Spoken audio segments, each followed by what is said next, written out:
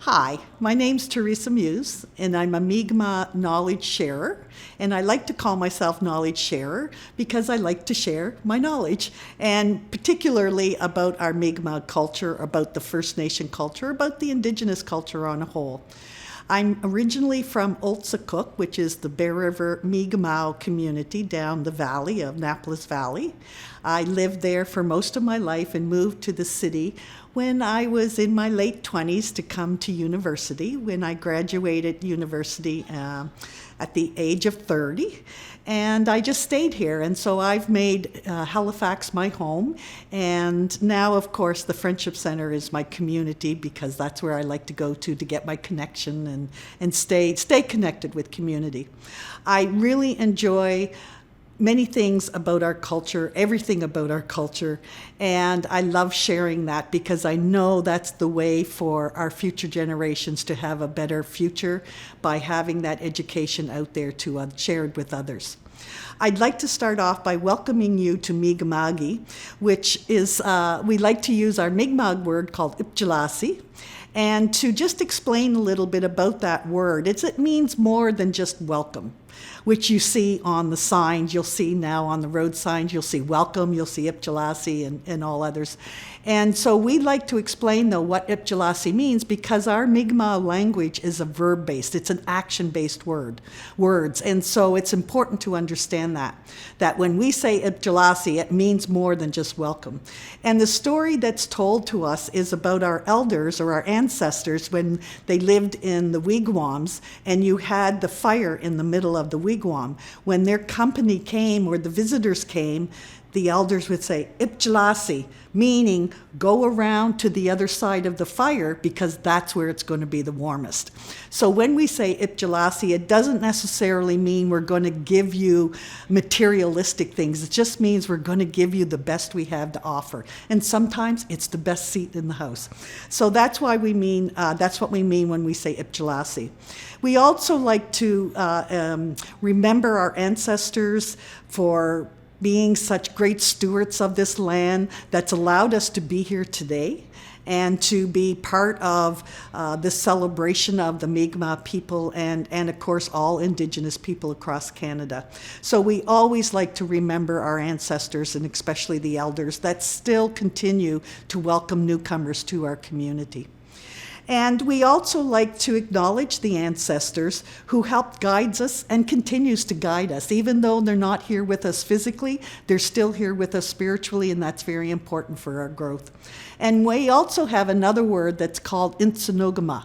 And that means all my relations, or we are all connected. And we don't mean just connected as humans. We mean connected from everything that Mother Earth provides, from the lands, the waters, the air, humans, animals, plants. We're all connected and we all need each other.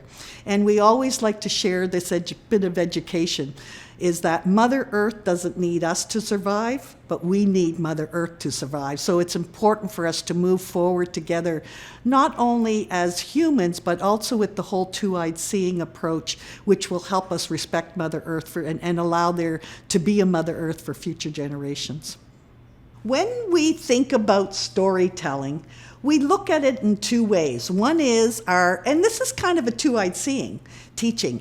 We have our traditional oral teachings, or our oral tradition that many of us grew up and still practice, versus the written stories. And that's what this presentation is going to be about today, is sharing the difference between those and the importance of both. We're going to start this presentation with the oral tradition and how it can help in communicating. First of all, I wanted to share that for us as Indigenous people or as the First Nation, it is a custom and has been a custom of our culture from way back in our ancestors' time. We knew that the oral tradition of storytelling was so important. It tells a story, and it could tell all kinds of stories. It doesn't necessarily have to be a serious story. It can be humor as well, and a good storyteller will incorporate some humor so that you hear a little bit of laughter throughout that story. It can also be about sharing a personal experience. It can be educating on life skills. It can be for passing on traditions. it can be even explaining the legends and the tales. And what was interesting about that was I knew when I first started to take part in hearing and understanding the importance of oral traditions, I always got a little confused with these legends and tales because I always thought, but they're not true. Like, why do we call them that? But I think it's modern day society titles that we use. But really, when those oral tradition stories are being told, they're teaching you. They're teaching you a life skills. They're teaching you a cultural teaching. So even though they're legends and tales as far as the stories going, being not true, but they're such a good story that they teach you something very important in life. Also, they can help you to understand chants in the songs. That's the other thing about storytelling. Maybe it's singing that you're learning it. Maybe it's a chant. But also whoever is singing or chanting, they're telling you a story. And that's why it's important to also understand those things as well.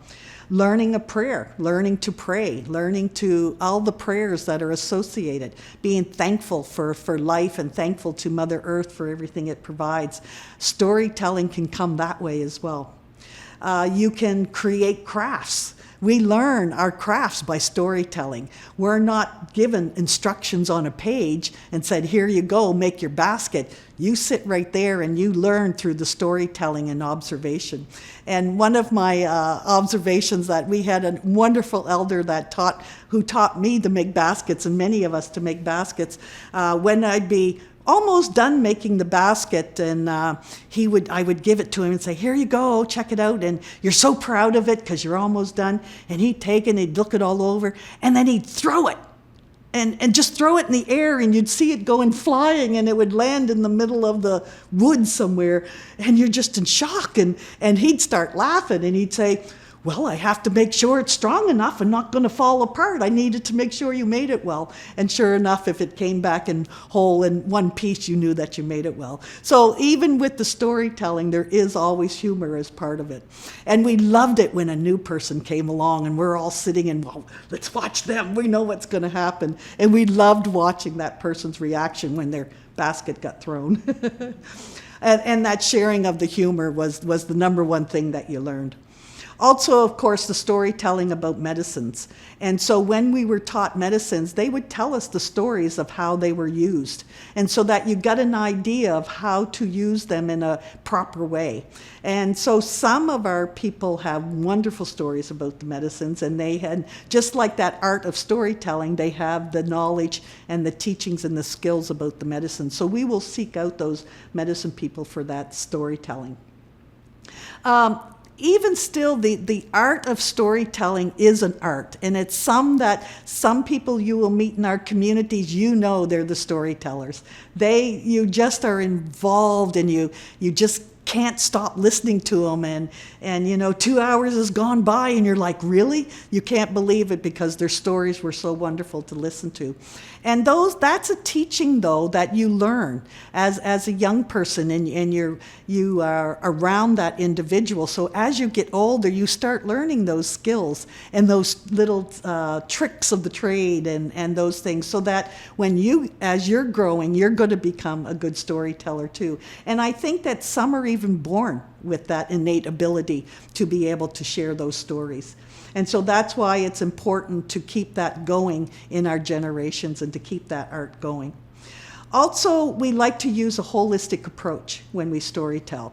And some people will think holistic in the sense of our spiritual and physical and mental and emotional. And for me, I agree with those as well, but I also I put the emotional in the mental piece, and I like to use spiritual, environmental, and physical and mental. Those are the four components I like, because when we're storytelling, it usually is from a holistic perspective. And when you hear these stories over and over, different teachings will come from each one of those areas, so that you do get that holistic understanding, which is helpful in balancing your lifestyle as you're traveling throughout your life. And then, of course, it always boils down to respecting Mother Earth and that connection to Mother Earth. I think that's what most of the stories are all about in the end. It's about getting you to that point in your life where you start seeing things that just aren't maybe as respectful to Mother Earth, but it helps you to understand, okay, I know what I can do to make that better. And so those are some of the important things about that oral traditions that gets passed on from generation to generation. We know our history has told us that. I know from my own personal experience that that is true, because that's how I learned how to make the basket. I remember the elder that first taught me how to make a dream catcher. She just handed me all the material and said, this is what you're going to do. Okay, make it. Let me know when you're done. And I'm like, what? But it was amazing because she sat there doing her own work. But whenever I had a question, I would just say, I'd ask the question. She'd answer my question, and then I'd continue on. And so mind you, it took me probably a couple hours to do it. But when I finished it, I was so proud of myself and realized I didn't have no instructions to take home. And it was amazing how well those things stayed with me to go and build my second one and create my third one. And of course, now I make them all the time. But I always think back to that elder when she taught me how to make that. So there's also some traditional advantages. There's some advantages of having oral traditions, and I'm just going to speak upon a few of them. And of course, like I said, if you're hearing other people talk about this, they probably would add more to this list as well. So these are a few just to get you going. So one of them is that it passes on that art of storytelling.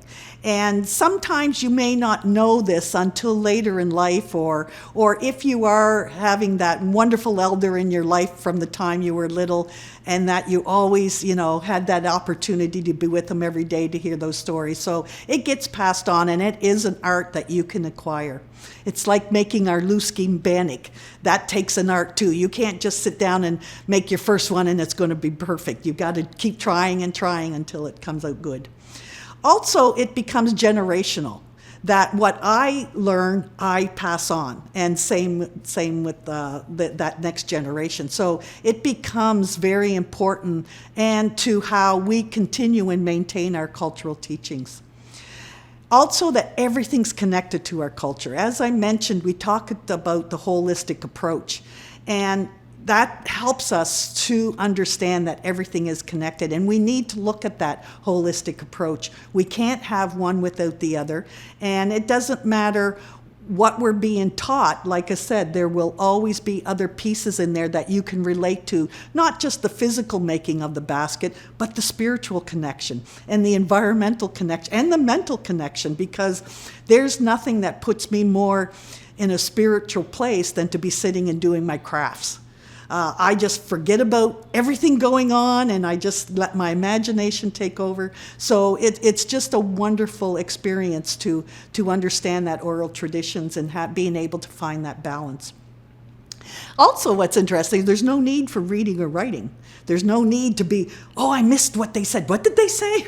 Because you're busy writing. So there's no need of that. And no one being put on the spot because they can't keep up or they have to take notes, because you're listening with your two ears and you're seeing with your two eyes, and you're asking those questions. And so it's a wonderful way to be learning anything and to be passing on that information. Also, as a result of no reading or writing, no publishing companies required, so you don't need all this money to, publish a book and that sort of thing. Also, no papers or notes are needed, so you can just walk into, sit down with somebody and be part of that circle for the oral traditions from just walking in. You don't need anything else other than to be part of the circle. And the storytelling and that art of storytelling is about adapting to your audience. So that depending on, and a good storyteller will know. They know the audience. And like I said, even though they may share that same story every time they have a new audience, they know their group well enough, or they can see their group well enough to know, I need to put this teaching in here. So it depends on, maybe you've got a group of teachers. So maybe they will provide something that will be good for teachers to take back to the classroom. Maybe it is a group of justice people. So maybe there's a teaching in there. Maybe they're medical people. So there'll be a teaching in there about that. But it will still be that continuation of the story. That's where that art of adapting to your audience comes in. Also, it can be one-on-one, or it can be in a big group discussion as well. It doesn't necessarily have to be either one. Like your storytelling can be just as important to one person as it is to 21 people. Also, you adapt to your situation and topic. So it depends on where you're at, if you are indoors, if you're outdoors. As I mentioned, when we are hearing about the oral traditions, there's nothing any better than to be sitting around the sacred fire and you're all there in your space. You've got your sage going and the elders speaking. That's the preferred of all. That's the 10 out of 10 way to do it. But sometimes we have to improvise, and that's where we try to do the best we can with what we have to work with. So you have to do that as well. The other piece about oral traditions is the story never stops. The story never ends. It's not like written work where you have a beginning, a middle, and the end. Now, yeah, you may have volumes, but still, it's not the same as that teaching. It's like I mentioned, it adapts to your group. And of course, what I really like about our oral traditions is it's finally starting to get the recognition that it deserves.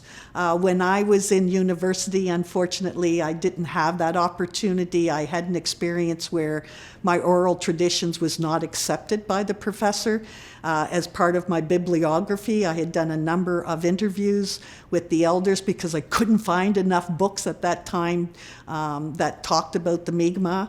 And so when my professor saw my bibliography, he gave me a low mark because he couldn't accept my oral traditions or my oral interviews that I had with elders and storytellers. He wouldn't accept that as true bibliography writing. And so I was a little disappointed with that. But now I know that in the school systems especially, they're adapting now and accepting more to that recognition of our oral traditions, and I'm very happy to see that. I'm going to move over now to the written work, and whenever I talk about the written work, I cannot talk about written work without acknowledging this wonderful elder, Elder Rita Joe, who was our first Nova Scotia Mi'kmaq published poet. And this was back in 1978 when she had her first book called Poems of Rita Joe. And I remember that. I remember hearing about this Mi'kmaq woman from Cape Breton that published this book. And I was like, wow. I was so amazed that she had done that and that she was a poet. And that it all came from the residential school. This is where her teachings came from. And I thought, wow, this is different from the oral tradition. She's actually putting it in a book, which at the time I also knew that we didn't have a lot of our published works from our own people. So this really made me proud to say, oh, finally we've got a Mi'kmaq person who's published that we can now use in the bibliography. So I'd like to start off by saying this lady also got me started. And way back when, let me see, I can't remember when the date of this one was, but this was the beginning, 1997. Her and Leslie Choice wrote this anthology. And what they had done was they had put a call out throughout Mi'kmaq asking for people to send in writings. And so I saw this and I thought, oh, I had the story written. It was a true story about a chief's experience burying some remains that were found before colonization. They were dated back before colonization. Anyway, it was a great story, and I wrote it. I don't even know why I wrote it, but I did write it out. And I went, oh, I'm going to submit that to them and see what they say. Well, they accepted it as part of this, and they paid me like $45 for it, which I was just ecstatic. And so I even went back to that chief, and I said, hey, I just made money off you. I made $45 off you. But anyway, they put the story in here, and I was so excited. And so my story is in there. It's called The Chief. And this actually was my turning point for becoming a published author myself. And unfortunately, Rita passed away. And when she passed away, I remember being at a meeting in a boardroom, and we got the news that she had passed away. And the room went quiet, and my first thoughts was, oh, wow, like, that's so sad. And so there was another chief in the circle, and I immediately went to them and I said, you know, Lindsay, I said, we got to do something special. We have to really acknowledge her. And he agreed. So I went to Leslie Choice, and I didn't know Leslie at the time. He's a well-known published author. And so I went to him with the idea of creating a Mi'kmaq anthology too. And this is, of course, in celebration of the life of Rita Joe. And we did the same thing. We put a call out to all the Mi'kmaq people and said, hey, would you like to be part of this storytelling, which we did. And we had all kinds of stories brought forth. There's some wonderful stories. But what's fun about this was it gave me a chance to write a part 2 or allow that oral tradition to continue. And so and they're both in this book. We did put both part 1 and part 2 in here. And so what happened was in part 1, where the chief had to take these remains back to a traditional burial ground, well, then what happened since then was I found some artifacts from where those remains had been first found. And so I come up with a story too, an experience. So we put the two together.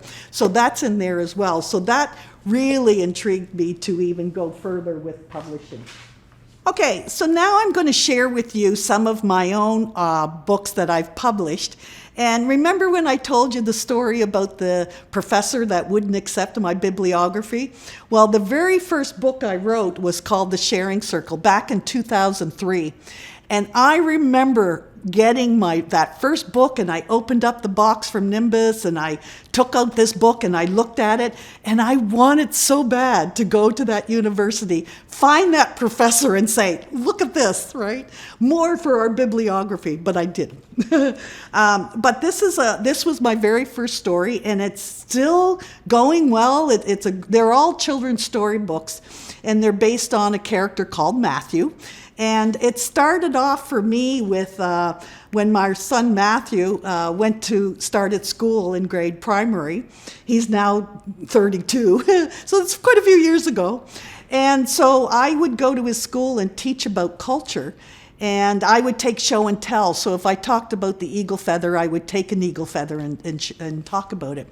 After a while, I said, there's got to be a better way to share. And so I sat down in front of my computer, and I think it was like WordPerfect 5.3 or something like that. And I just started writing, and I started put clip art into it. So then I would go to the classrooms and read the story. Plus I would also show the eagle feather as well, which the eagle feather was my very first story that I wrote.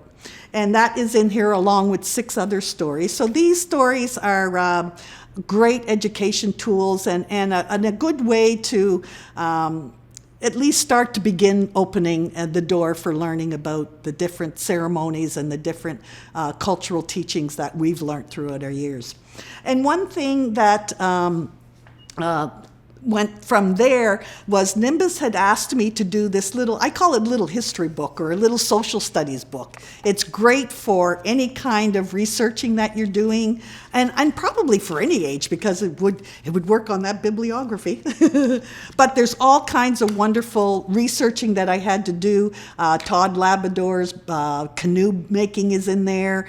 We talk about the Jigmahan, and we talk about different things, but we tried to it's just the tip of the iceberg, but it does again give you that opportunity to start your journey about learning. My next book was called The Gathering, and this is about Matthew going to a powwow, but taking his niece to a powwow for the first time and everything she can learn.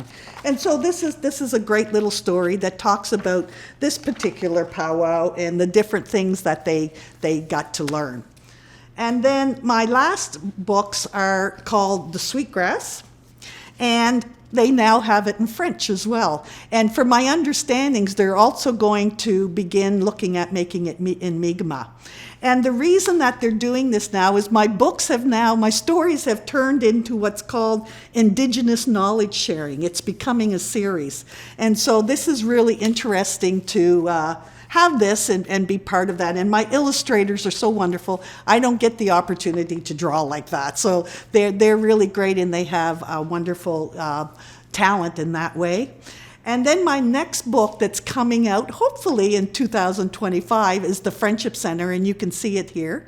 And this is the draft cover of it, and that it will be about Matthew going to the Friendship Center and learning all about the programs and services that are provided at the Friendship Center. So we're looking forward to that. And here on this slide, you're going to see other Mi'kmaq published authors.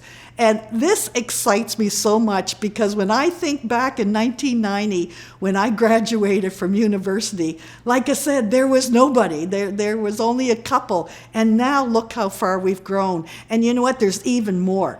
I just don't have everybody on this list. You could probably do your own researching to find more authors. But I just wanted to pick out a couple that I really feel my heart is drawn to. One, of course, is Danny Paul, the late Danny Paul, who was a wonderful Mi'kmaq historian and wrote We're Not the Savages. And he didn't do that without his challenges. Like the first one he wrote, historians were coming after him in all directions, and so he rewrote the book again, and he rewrote it a third time. But he ended up writing it in such a way that it's really a university level book, but it has wonderful teachings and all the different systems that has created hardship for us over the years. So it's a wonderful book to read. And then, of course, we have Doug Knockwood, who was a wonderful favorite elder of mine and many people, everybody that knew Doug from Shubenacadie or Indian Brook.